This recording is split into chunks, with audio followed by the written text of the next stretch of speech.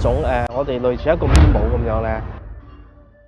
你喺條符嘅結構入邊咧，可以好清楚睇到佢係奉邊一個 department， 咁樣去叫邊一個 department 嘅神兵神將去到做啲乜嘢。呢位 speak 咁多 English 嘅係黃發健，中大哲學碩士畢業，而家讀緊宗教研究碩士，好叻仔。不過佢有另一個同學歷完全 match 嘅身份，驅魔人。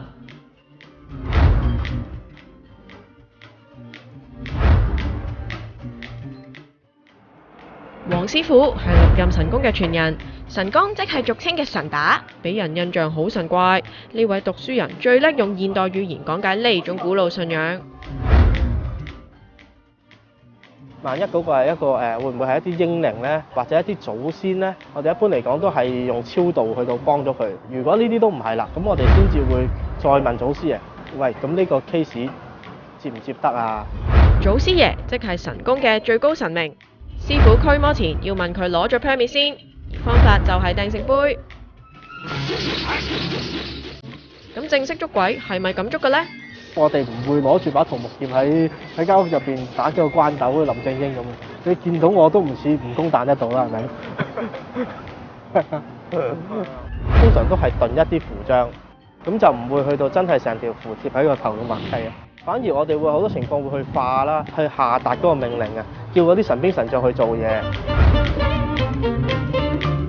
有啲法事個事主唔喺香港嘅，就會用一個我哋叫飛符嘅法門。個 concept 就好似我哋去將一個 email send 出去咁樣。咪住，洋鬼子嚟嘅喎，中國神功都 work 嘅咩？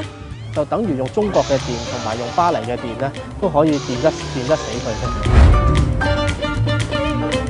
嗰次我收到個求助啦，咁個求助就話嗰個電視佢自己開自己閂，好似話識轉台添。跟住我有啲徒弟仲話係咪揾唔到第二個台咋？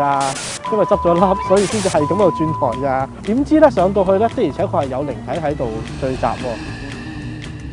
去到化符化到一半咧，就喺個櫃裏邊淨飛咗嚿嘢出嚟，跌咗嚿嘢落嚟。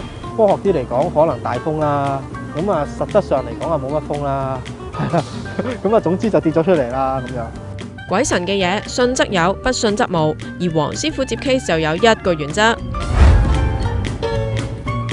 我哋一定係問咗佢有冇睇醫生咧，先至決定幫唔幫佢處理呢個 case 嘅。靈教一 part 係我哋管嘅，但係醫學嗰 part 咧，的而且確我哋唔管，我哋亦都唔識，係啦，咁我哋就唔好去扮識。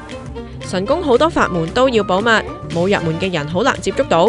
所以黃師傅除咗幫人做法事，仲話希望藉住讀宗教研究碩士，整理呢個民間信仰嘅源流咁話。